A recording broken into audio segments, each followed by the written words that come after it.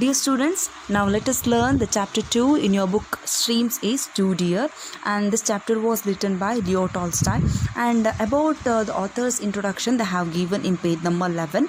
So now let us see what is there in this chapter. Dear students, I am going to explain you this chapter in both Kannada and English, and now let us see what is the meaning of this title of this chapter. Okay, what do you mean by too dear? So title of the chapter is Too Dear. So what is meant by it? So two dear it means two expensive. Here ಇದರಲ್ಲಿ ಏನಂತ ಹೇಳಿದರೆ two dear ಅಂತ ಹೇಳಿದರೆ ತುಂಬ costly ಆದದ್ದು, two expensive ಅಂತ ಹೇಳಿ ಈ ಚಾಪ್ಟರ್ನ ಟೈಟಲ್ನ ಅರ್ಥವಾಗಿದೆ. ನಾವು let us see why Leo Tolstoy gave this title to dear to this prose. In page number 6 you can see a image that. So ಅಲ್ಲೊಂದು ಇಮೇಜ್ ಕೊಟ್ಟಿದ್ದಾರೆ, ಒಂದು ಫೋಟೋ ಕೊಟ್ಟಿದ್ದಾರೆ. ಏನದು? ಸೊ ಒಂದು ಪ್ರಿಸನ್ ಕಾಣ್ತಾ ಇದೆ. ಪ್ರಿಸನ್ನ ಒಳಗೆ ಒಬ್ಬ ಕಳ್ಳ ಇದ್ದಾನೆ, ಹೊರಗಡೆಯಿಂದ ಒಬ್ಬ ಸೇನಾಧಿಪತಿ ನಿಂತಿದ್ದಾನೆ. ಸೊ ಆ ಸೇನಾಧಿಪತಿ ಆ ಕಳ್ಳನಿಗೆ ಏನೋ ಒಂದು ಹೇಳ್ತಾ ಇದ್ದಾನೆ. ಸೊ ಯಾಕೆ ಈ ಇಮೇಜನ್ನು ಕೊಟ್ಟಿದ್ದಾರೆ ಅಂತ ಹೇಳಿ ನಿಮಗೆ ಅನಿಸ್ಬಹುದು ಅಲ್ವಾ? ನಿಮ್ಮ ಮನಸ್ಸಲ್ಲಿ ಒಂದು ಕ್ವಶನ್ ಮೂಡ್ಬೋದು. ಸೊ ನಾವೀಗ ಒಂದು ಪಾಠವನ್ನು ಓದ್ತಾ ಹೋಗೋಣ, ಅರ್ಥ ಮಾಡ್ಕೊಳ್ತಾ ಹೋಗೋಣ, ಮತ್ತೆ ಗೊತ್ತಾಗುತ್ತೆ ಯಾಕೆ ಈ ಇಮೇಜನ್ನು ಇಲ್ಲಿ ಕೊಟ್ಟಿದ್ದಾರೆ ಅಂತ ಹೇಳಿ. So dear students, now let us see what is there in this chapter. Near the borders of France and Italy, on the shore of the Mediterranean Sea, lies a tiny little kingdom called Monaco. So ಈ Monaco ಅನ್ನುವಂತಹ ಒಂದು ಸಾಮ್ರಾಜ್ಯ ಇದೆ. ಎಲ್ಲಿ? Near the borders of France and Italy, France ಮತ್ತು ಇಟಲಿಯ ಗಡಿಯ ಹತ್ತಿರ, on the shore of the Mediterranean sea, Mediterranean ಸಮುದ್ರದ ತೀರದಲ್ಲಿ, lies a tiny little kingdom called Monaco. So ಈ ಟೈನಿ ಲಿಟಲ್ ಕಿಂಗ್ಡಮ್ ಅಂತ ಹೇಳಿದರೆ ಸಣ್ಣದಾದ ಚಿಕ್ಕದಾದ ಕಿಂಗ್ಡಮ್ ಆಗಿದೆ. ಯಾವುದು? Monaco. Many a small country town can boast more inhabitants than this kingdom. So ಈ ಕಿಂಗ್ಡಮನ್ನು, ಸಾಮ್ರಾಜ್ಯವನ್ನು ಹೊರತುಪಡಿಸಿ ಬೇರೆಲ್ಲ ಕಿಂಗ್ಡಮ್ಗಳಲ್ಲಿ, ಸಾಮ್ರಾಜ್ಯಗಳಲ್ಲಿ ಹೆಚ್ಚು ಜನ ಇದ್ರಂತೆ ಅಂತ ಹೇಳಿದರೆ ಈ ಸಾಮ್ರಾಜ್ಯದಲ್ಲಿ ಏನು ತುಂಬ ಕಡಿಮೆ ಜನ ಇದ್ದರು. For there are only about 7,000 of them are told. So ಏನಂತ ಹೇಳಿದರೆ ಈ ಒಂದು ಪ್ರದೇಶದಲ್ಲಿ ಬರೀ ಈ ಮೊನಾಕೋದಲ್ಲಿ ಬರೀ ಎಷ್ಟು ಜನ ಇದ್ದರು? 7,000, 7,000 ಜನ ಇದ್ದರು. And if all the land in the kingdom were divided, there would not be an acre for each inhabitant. So inhabitant ಅಂತ ಹೇಳಿದ್ರೇನು? ನಿವಾಸಿಗಳು. ಸೊ ಆ ರಾಜ್ಯದಲ್ಲಿ, ಆ ಪುಟ್ಟ ರಾಜ್ಯವನ್ನು ಎಲ್ಲ ನಿವಾಸಿಗಳಿಗೂ ಕೂಡ ಒಂದೊಂದು ಎಕರೆ ಆಗಿ ಡಿವೈಡ್ ಮಾಡಬೇಕು ಅಂತ ಹೇಳಿದರೆ ಕೂಡ ಅಷ್ಟು ಜಾಗ ಏನಿರಲಿಲ್ಲ ಆ ರಾಜ್ಯದಲ್ಲಿ, ಆ ಕಿಂಗ್ಡಮಲ್ಲಿ ಇರಲಿಲ್ಲ. But in this toy kingdom there is a real kinglet. But ಆ ಟಾಯ್ ಕಿಂಗ್ಡಮ್ ಅಂತ ಹೇಳಿದರೆ ಸಣ್ಣ ಆಸ್ಥಾನದಲ್ಲಿ there is a real kinglet. So ಆ ಒಂದು ಸಣ್ಣ ಸಾಮ್ರಾಜ್ಯದಲ್ಲಿ ಒಬ್ಬ ರಿಯಲ್ ಅಂತ ಹೇಳಿದರೆ ಒಬ್ಬ ನಿಜವಾದ ಕಿಂಗ್ಲೆಟ್ ಅಂದರೆ ಏನು? ಸಣ್ಣ ರಾಜ ಇದ್ದಂತೆ. And he has a palace. So ಆ ರಾಜನಿಗೆ ಏನಿತ್ತು? ಪ್ಯಾಲೇಸ್ ಇತ್ತು. And ಕರ್ಟಿಯರ್ಸ್ and ministers. ಕರ್ಟಿಯರ್ಸ್ ಅಂತ ಹೇಳಿದರೆ ಏನು? ಆಸ್ಥಾನಕರು ಇದ್ರಂತೆ. ಮಿನಿಸ್ಟರ್ಸ್ ಇದ್ದರು. And a bishop and generals and an army. So bishop ಇದ್ದರು, ಧರ್ಮಾಧಿಪತಿಗಳಿದ್ದರು, ಆ್ಯಂಡ್ ಜನರಲ್ಸ್ ಇತ್ತು, ಆ್ಯಂಡ್ ಆರ್ಮಿ ಇತ್ತು. ಸೊ ಒಂದು ಸಣ್ಣ ಸೇನೆ ಕೂಡ ಆ ರಾಜನಲ್ಲಿ ಇತ್ತಂತೆ, ಆ ಆಸ್ಥಾನದಲ್ಲಿ ಇತ್ತಂತೆ. It is not a large army, only 60 men in all, but still it is an army. ಅದೇನು ದೊಡ್ಡ ಆರ್ಮಿ ಆಗಿರೋದಿಲ್ಲ. ಸೊ ಆ ಆಸ್ಥಾನದಲ್ಲಿರುವಂತಹ ಸೈನ್ಯ ಬಲ ಏನಿದೆಯೋ ಅದೇನು ದೊಡ್ಡ ಆಗಿರೋದಿಲ್ಲ. ಸೊ ಅಲ್ಲಿ ಕೇವಲ ಎಷ್ಟು? 60 ಮಂದಿ ಮಾತ್ರ ಏನಿರ್ತಾರೆ? ಸೇನಾಧಿಪತಿಗಳು ಇರ್ತಾರೆ. But still it is an army. But still ಅದೇನಂತ ಕರೆಸ್ಕೊಂಡಿತ್ತು? ಆರ್ಮಿ ಅಂತ ಹೇಳಿ ಕರೆಸ್ಕೊಂಡಿತ್ತು. There are also taxes in this kingdom. So ಆ ಕಿಂಗ್ಡಮಲ್ಲಿ, ಆ ಆಸ್ಥಾನದಲ್ಲಿ ಏನಿತ್ತಂತೆ, ಆ ಸಾಮ್ರಾಜ್ಯದಲ್ಲಿ ಯಾವ ಪದ್ಧತಿ ಇತ್ತು? ತೆರಿಗೆಯ ಪದ್ಧತಿ ಇತ್ತು. ಟ್ಯಾಕ್ಸಸ್ ಅಂತ ಹೇಳಿದರೆ ನಮಗೆ ಗೊತ್ತಿದೆ, ಕಂದಾಯ ಅಥವಾ ತೆರಿಗೆ. ಸೊ ಆ ಕಂದಾಯ ಪದ್ಧತಿ ಇತ್ತಂತೆ. ಆ್ಯಸ್ ಎಲ್ಸ್ವೇರ್ ಅಂತ ಹೇಳಿದರೆ ಬೇರೆ ರಾಜ್ಯಗಳಲ್ಲೂ, ಬೇರೆ ಕಡೆಯಲ್ಲೂ ಇರುವ ಹಾಗೆ ಆ ರಾಜ್ಯದಲ್ಲಿಯೂ ಕೂಡ ಒಂದು ತೆರಿಗೆ ಪದ್ಧತಿ ಇತ್ತು. ಆ ಟ್ಯಾಕ್ಸ್ ಆನ್ ಟೊಬ್ಯಾಕೋ, ಯಾವುದರ ಮೇಲೆಲ್ಲ ತೆರಿಗೆ ಇತ್ತು? ಟೊಬ್ಯಾಕೋ ಅಂತ ಹೇಳಿದರೆ ಗೊತ್ತಿದೆ, ತಂಬಾಕು. ಆ್ಯಂಡ್ ಆನ್ ವೈನ್ ಅಂತ ಹೇಳಿದರೆ ನಿಮಗೆ ಗೊತ್ತಿದೆ. ಆ್ಯಂಡ್ ಸ್ಪಿರಿಟ್ ಅಂತ ಹೇಳಿದರೆ ಏನು? ಈ ಆಲ್ಕೋಹಾಲ್, ಆ ಕೈಂಡ್ ಆಫ್ ಆಲ್ಕೋಹಾಲ್ ಅಂತ ಹೇಳ್ಬೋದು. ಸೊ ಆ ಸ್ಪಿರಿಟ್ಸ್ನ ಮೇಲೆ ಕೂಡ ಏನಿತ್ತಂದರೆ ತೆರಿಗೆ ಇತ್ತು. ಆ್ಯಂಡ್ ಪೋಲ್ ಟ್ಯಾಕ್ಸ್ ಅಂತ ಹೇಳಿದ್ರೇನು, a kind of tax. So in sake of exam ನಿಮಗೆ ಕ್ವಶನ್ ಇದು ಬಂದೇ ಬರುತ್ತೆ.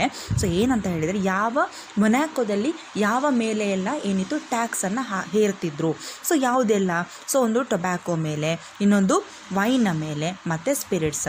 ನೀವು ಪೋಲ್ ಟ್ಯಾಕ್ಸ್ ಅಂತ ಬರೀಬಾರ್ದು. ಸೊ ಪೋಲ್ ಟ್ಯಾಕ್ಸನ್ನು ಬರೀಬೇಕು ಹೇಗಂತ ಹೇಳಿದರೆ, so a tax on tobacco and on wine and spirit and also poll tax ಅಂತ ಬರೀಬೇಕು. So and also poll tax ಅಂತ ಹೇಳಿ ಬರೆಯುವುದನ್ನು ನೀವು ಮರಿಬಾರ್ದು. But though the people there drink and smoke as people do in other countries. So ಅಲ್ಲಿ ಏನು ಮಾಡ್ತಾಯಿದ್ರಂತೆ, ಅಲ್ಲಿಯ ಜನಗಳು ಏನು ಮಾಡ್ತಾಯಿದ್ರು, ಕುಡಿತಿದ್ರು, ಸ್ಮೋಕ್ ಮಾಡ್ತಾಯಿದ್ರು. ಸೊ ಬೇರೆಲ್ಲ ಕಂಟ್ರಿಯಲ್ಲಿ ಹೇಗೆ ಕುಡಿಯೋದು, ಡ್ರಿಂಕ್ಸ್ ಮಾಡೋದು, ಸ್ಮೋಕ್ ಮಾಡೋದು ಮಾಡ್ತಾರೋ, ಸೊ ಹಾಗೆ ಆ ಕಂಟ್ರಿಯಲ್ಲಿ ಕೂಡ ಮಾಡ್ತಾಯಿದ್ರು. ಬೇರೆ ರಾಜ್ಯಗಳಿಗೆ ಕಂಪೇರ್ ಮಾಡಿದರೆ ಆ ರಾಜ್ಯದಲ್ಲಿ ಕೂಡ ಕೆಲವು ಜನರು ಕುಡಿತಾ ಇದ್ದರು, ಏನು ಸ್ಮೋಕ್ ಮಾಡ್ತಾಯಿದ್ರು. But few of them that the princes would have been hard to put into feed his courtiers and officials and to keep himself. But ಏನಾಗ್ತಿತ್ತು ಅಂತ ಹೇಳಿದರೆ, ಆ ರಾಜ್ಯದಲ್ಲಿ ಕೆಲವರು ಮಾತ್ರ ಕುಡಿತಿದ್ರು, ಸ್ಮೋಕ್ ಮಾಡ್ತಿದ್ರು. ಬಟ್ ಕೆಲವರು ಇನ್ನೂ ಉಳಿದವರು ಏನು ಮಾಡ್ತಾಯಿದ್ರು ಅಂತ ಹೇಳಿದರೆ, ಈ ಒಂದು ಕೆಟ್ಟ ಹವ್ಯಾಸಕ್ಕೆ ಅಡಿಕ್ಟ್ ಆಗಿ ಇರಲಿಲ್ಲ. ಅದಕ್ಕೋಸ್ಕರ ಏನಾಗ್ತಿತ್ತು ಅಂತ ಹೇಳಿದರೆ, ಈ ಪ್ರಿನ್ಸ್, ಆ ರಾಜನಿಗೆ ಏನಾಗ್ತಿತ್ತು, would have been hard put to it to feed his courtiers and officials. So ಅವನ ಆಸ್ಥಾನದಲ್ಲಿದ್ದಂಥ ಕರ್ಟಿಯರ್ಸ್ ಇರ್ಬೋದು, ಅಫಿಷಿಯಲ್ಸ್, ಅವರಿಗೆಲ್ಲ ಫೀಡ್ ಮಾಡಲಿಕ್ಕೆ, ಸೊ ಅವರಿಗೆ ಫುಡ್ ಕೊಡುವಂಥದ್ದು ಇರ್ಬೋದು, ಅಥವಾ ಅವರಿಗೆ ಹಣ ಕೊಡುವ ರೀತಿಯಲ್ಲಿರ್ಬೋದು. ಸೊ ಅವರಿಗೆ ಫೀಡ್ ಮಾಡಲಿಕ್ಕೆ ಏನಾಗ್ತಿತ್ತು, ಇವನಿಗೆ ಕಷ್ಟ ಆಗ್ತಿತ್ತು. ಆ್ಯಂಡ್ ಕೀಪ್ ಹಿಮ್ಸೆಲ್ಫ್, ಸೊ ಅವನಿಗೆ ತುಂಬ ಕಷ್ಟ ಆಗ್ತಾಯಿತ್ತು. ಈಗ ರಾಜನಿಗೆ ಕಷ್ಟ ಆಗ್ತಿದೆ, ಅವನಿಗೆ ಹೆಚ್ಚು ಜನರಿಂದ ಟ್ಯಾಕ್ಸ್ ಪಡೀಲಿಕ್ಕೆ ಆಗ್ತಾ ಇಲ್ಲ. ಯಾಕಂತ ಹೇಳಿದರೆ, ಆ ರಾಜ್ಯದಲ್ಲಿ ಕೆಲವರು ಮಾತ್ರ ಕುಡಿತಿದ್ರು, ಕೆಲವರು ಕುಡಿತಾ ಇರಲಿಲ್ಲ, ಕೆಲವರು ಸ್ಮೋಕ್ ಮಾಡ್ತಾ ಇರಲಿಲ್ಲ. ಸೊ ಈ ಕಾರಣದಿಂದಾಗಿ ಅವನ ಒಫಿಷಿಯಲ್ಸ್ನ ಮತ್ತು ಅವನ ಜಾಗ್ರತೆಗೆ ಮತ್ತು ಅವನ ಕರ್ಟಿಯರ್ಸನ್ನು ಚೆನ್ನಾಗಿ ನೋಡ್ಕೊಳ್ಬೇಕು ಅನ್ನುವ ಉದ್ದೇಶದಿಂದಾಗಿ ಅವನು ಇನ್ನೊಂದು ಸ್ಪೆಷಲ್ ಸೋರ್ಸ್ ಆಫ್ ರೆವೆನ್ಯೂವನ್ನು ನಾನು ಫೈಂಡ್ ಔಟ್ ಮಾಡಲೇಬೇಕು, ಜನರಿಂದ ಇನ್ನೊಂದು ರೀತಿಯಲ್ಲಿ ನಾನು ರೆವೆನ್ಯೂ ಬರುವ ಹಾಗೆ, ಟ್ಯಾಕ್ಸನ್ನು ಕಲೆಕ್ಟ್ ಮಾಡುವ ಹಾಗೆ ಏನಾದರೂ ಒಂದು ಉಪಾಯವನ್ನು ಮಾಡಲೇಬೇಕು ಅಂತ ಹೇಳಿ ಒಂದು ಉಪಾಯವನ್ನು ಕಂಡು ಹಿಡ್ಕೊಳ್ತಾನೆ. ಏನದು ಅಂತ ನೋಡುವ. So this special revenue comes from a gaming house where people play roulette. So ಆ ಸ್ಪೆಷಲ್ ರೆವೆನ್ಯೂವನ್ನು ರಾಜ ಎಲ್ಲಿಂದ ಕಲೆಕ್ಟ್ ಮಾಡ್ತಿದ್ದ ಅಂತ ಹೇಳಿದರೆ, ಒಂದು ಗೇಮಿಂಗ್ ಹೌಸ್ ಇರ್ತದೆ, ಸೊ ಒಂದು ಜೂಜಾಟದ ಮನೆ ಇರ್ತದೆ, ವೇರ್ ಪೀಪಲ್ ಪ್ಲೇ ರೂಲೆಟ್ ಅಂತ ಹೇಳಿದರೆ ಈ ಜೂಜಾಟ ಅಂತ ಏನಿದೆಯೋ, ಸೊ ಅದಕ್ಕೆ ರೂಲೆಟ್ ಅಂತ ಹೇಳ್ತೇವೆ. ಸೊ ಅಲ್ಲಿ ಫಾರ್ ಎಕ್ಸಾಂಪಲ್ ಈ ಸ್ಪೀಟ್ ಆಟ ಇರ್ಬೋದು, ಸೊ ಬೇರೆ ಬೇರೆ ತರಹದ ಜೂಜಾಟಗಳಿವೆ, ನಿಮಗೆ ಗೊತ್ತಿರ್ಬೋದು. ಸೊ ಆ ಒಂದು ಏನು ಗೇಮಿಂಗ್ ಹೌಸಿಂದ ಅವನು ಏನು ಮಾಡ್ತಾ ಇರ್ತಾನೆ ಅಂತ ಹೇಳಿದರೆ, ಸ್ಪೆಷಲ್ ರೆವೆನ್ಯೂವನ್ನು ಜನರಿಂದ ಕಲೆಕ್ಟ್ ಮಾಡ್ತಾ ಇರ್ತಾನೆ. People play and whether they win or lose, the keeper always gets a percentage on the turnover. So ಆ ಜೂಜಾಟಕ್ಕೊಂದು, ಆ ಗೇಮಿಂಗ್ಗೆ ಹೌಸ್ಗೆ ಒಬ್ಬ ಏನಿರ್ತಾನೆ, ಓನರ್ ಇರ್ತಾನೆ. ಸೊ ಆ ಓನರ್ ಅಂತ ಹೇಳಿದರೆ ಒಬ್ಬ ಕೀಪರ್ ಇರ್ತಾನೆ. He always gets a percentage on the turn-over. So ಅವರು ಆ ಜನರು ಆಟ ಆಡ್ತಿದ್ದ ಆ ಜೂಜಾಟದಿಂದ ಆ ಕೀಪರ್ಗೆ ಏನು ಸಿಕ್ತಿತ್ತು ಅಂತ ಹೇಳಿದರೆ, ಸ್ವಲ್ಪ ಪರ್ಸೆಂಟೇಜ್ ಹಣ ಸಿಗ್ತಾ ಇತ್ತು. And out of his profits he pays a large sum to the prince. So ಅವನಿಗೆ ಸಿಕ್ಕಿದ್ದ ಹಣದಿಂದ, ಅವನಿಗೆ ಸಿಕ್ತಿದ್ದ ಪ್ರಾಫಿಟ್ಟಿಂದ ಅವನೇನು ಮಾಡ್ತಿದ್ದ ಅಂತ ಹೇಳಿದರೆ, ಸ್ವಲ್ಪ ಜಾಸ್ತಿ ಹಣವನ್ನು ಯಾರಿಗೆ ಕೊಡ್ತಿದ್ದ, ಈ ಮೊನಾಕೋದ ರಾಜನಿಗೆ, ಕಿಂಗ್ಲೆಟ್ಗೆ, ಪ್ರಿನ್ಸಿಗೆ ಕೊಡ್ತಾ ಇದ್ದ. The reason he pays so much is that it is the only such gambling house establishment left in Europe. So ಯಾಕೆ ಅವನು ಅಷ್ಟು ದೊಡ್ಡ ಮೊತ್ತವನ್ನು ಪ್ರಿನ್ಸಿಗೆ ಕೊಡ್ತಾ ಇದ್ದ ಅಂತ ಹೇಳಿದರೆ, ಸೊ ಈ ಗ್ಯಾಂಬ್ಲಿಂಗ್ ಹೌಸ್, ಈ ಜೂಜಾಟದ ಮನೆ ಅನ್ನುವಂಥದ್ದು ಏನಿದೆ, ಈ ಜೂಜಾಟ ಅನ್ನುವಂಥದ್ದು ಏನಿದೆ, ಅದು ಯುರೋಪ್ನಲ್ಲಿ ಮಾತ್ರ ಇತ್ತು. Some of the little German sovereigns use to keep gaming houses of the same kind, but some years ago they were forbidden to do so. So ಏನಂತ ಹೇಳಿದರೆ, ಜರ್ಮನ್ ಸಾವರಿನ್ಸ್, ಸೊ ಜರ್ಮನ್ನ ರಾಜರು ಕೂಡ ಏನು ಮಾಡ್ತಾಯಿದ್ರು ಅಂತಂದರೆ, ಜರ್ಮನ್ ಅಂತ ಅಂದರೆ ಬೇರೆ ಬೇರೆ ಪ್ಲೇಸ್ಗಳಲ್ಲಿಯೂ ಕೂಡ ಏನಿತ್ತು, ಈ ಒಂದು ಗ್ಯಾಂಬ್ಲಿಂಗ್ ಅನ್ನುವಂಥದ್ದು, ಈ ಗೇಮಿಂಗ್ ಹೌಸ್ ಅನ್ನುವಂಥದ್ದು ಇತ್ತು. ಬಟ್ ಅವ್ರಿಗೆ ಅದನ್ನು ಕಂಟಿನ್ಯೂ ಮಾಡಲಿಕ್ಕಾಗಲಿಲ್ಲ. So they were forbidden to do so. So ಅವ್ರಿಗೆ ಅದನ್ನು ಕಂಟಿನ್ಯೂ ಮಾಡಲಿಕ್ಕಾಗಲಿಲ್ಲ, ಏನೋ ಒಂದು ತೊಂದರೆ ಆಯಿತು. ಸೊ ಏನಪ್ಪ ಆ ತೊಂದರೆ ಅಂತ ಹೇಳಿದರೆ, the reason they were stopped was because these gaming house did so much harm. So ಈ ಗೇಮಿಂಗ್ ಹೌಸಿಂದ, ಈ ಜೂಜಾಟದ ಮನೆಯಿಂದ, ಈ ಜೂಜಾಟದಿಂದ ಅವರಿಗೆ ಏನಾಗ್ತದೆ ಅಂತ ಹೇಳಿದರೆ, ಅವರಿಗೆ ಹಾರ್ಮ್ ಆಗ್ತದೆ, ತೊಂದರೆ ಆಗ್ತದೆ. ಯಾವ ರೀತಿಯಲ್ಲಿ ತೊಂದರೆ ಆಗ್ತಿತ್ತು, ಹಾರ್ಮ್ ಆಗ್ತಿತ್ತು ಅಂತ ಹೇಳಿದರೆ, a man would come and try his luck, then he would risk all he had and lost it, then he would even risk money that did not belong to him and lost that too, and then in despair he would drown or shoot himself. So a man would come and try his luck. So ಆ gaming ಹೌಸ್ಗೆ, ಆ ಜೂಜಾಟದ ಮನೆಗೆ ಮನುಷ್ಯ ಒಬ್ಬ ಬರ್ತಾ ಇರ್ತಿದ್ರು, ಆಟ ಆಡ್ತಾ ಇರ್ತಿದ್ರು. ಸೊ ಕೆಲವರು ಲಕ್ಕಲ್ಲಿ ವಿನ್ ಆಗ್ತಿದ್ರು, ಕೆಲವರು ಸೋಲ್ತಾ ಇದ್ರು. Then he would risk all he had and lose it. So ಅವನಲ್ಲಿದ್ದ ಹಣವನ್ನು, ಆಸ್ತಿಯನ್ನು, ಚಿನ್ನವನ್ನು ಏನಿರ್ಬೋದು, ಸೊ ಅದನ್ನೆಲ್ಲ ಅವರು ಅಡವಿಡ್ತಾ ಇದ್ದರು ಆಟಕ್ಕೋಸ್ಕರ. Then he would even risk money and so ಹಣದ ವಿಚಾರದಲ್ಲಿ ಕೆಲವೊಂದು ರಿಸ್ಕ್ಗಳನ್ನು ಅವರು ತಗೊಳ್ತಾ ಇದ್ದರು. That did not belong to him and lose that too. So ಅವನಿಗೆ ಸೇರದೆ ಅವನ ಮನೆಯಿಂದ ಹಣ ಇರ್ಬೋದು, ಅಥವಾ ಬೇರೆಯವ್ರದ್ದೇ ಯಾವುದಾದ್ರು ಹಣ ಇರ್ಬೋದು, ಆಸ್ತಿ ಇರ್ಬೋದು. ಸೊ ಅದನ್ನೆಲ್ಲ ತಂದುಬಿಟ್ಟು ಅವರು ಜೂಜಾಟಕ್ಕೋಸ್ಕರ ಅವರು ಹಣವನ್ನು ಅಡಬಿಡ್ತಿದ್ರು. So that too and then in despair he would drown or shoot himself. So ಅವರು ಆ ಜೂಜಾಟದಲ್ಲಿ ಸೋಲ್ತಿದ್ರು. ಸೊ ಒಂದು ಹತಾಶೆ ಆಗ್ತಿದ್ರು.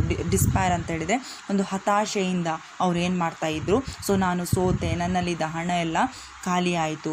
ಸೊ ಯಾರ್ಯಾರಿಂದ ಹಣ ತೊಗೊಂಡಿರ್ತಿದ್ರು, ಸೊ ಅದೆಲ್ಲ ಖಾಲಿ ಆಯ್ತಲ್ವ, ಲಾಸ್ ಆಯ್ತಲ್ವ ಅಂತ ಹೇಳಿಬಿಟ್ಟು ಅವ್ರು ಏನು ಮಾಡ್ತಾಯಿದ್ರು, he would drown or shoot himself.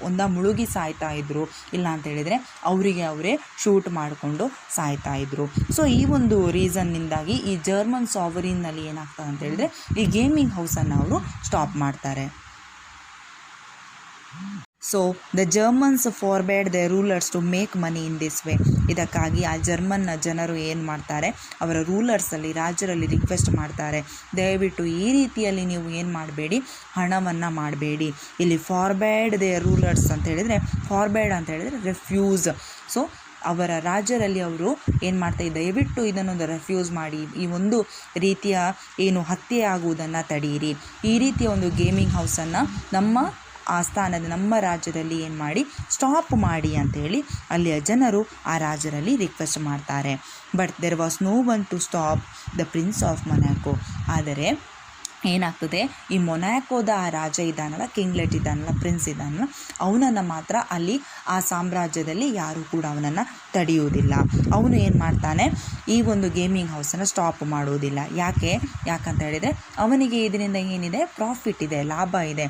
So that's why ಈ ಮೊನಾಕೋದ ರಾಜ ಏನು ಮಾಡ್ತಾನೆ, ಅಲ್ಲಿ ಏನನ್ನು ಸ್ಟಾಪ್ ಮಾಡೋದಿಲ್ಲ, ಗೇಮಿಂಗ್ ಹೌಸನ್ನು ಸ್ಟಾಪ್ ಮಾಡೋದಿಲ್ಲ. and then he remained with the monopoly of the business. So Prince of Monaco, what he does, so ಅವನಿಗೆ ಯಾರೂ ಕೂಡ ಏನು ಮಾಡ್ತಾ ಇರೋದಿಲ್ಲ, ಈ ಒಂದು ಗೇಮಿಂಗ್ ಹೌಸನ್ನು ಸ್ಟಾಪ್ ಮಾಡಿ ಅಂತ ಹೇಳ್ತಾ ಇರೋದಿಲ್ಲ.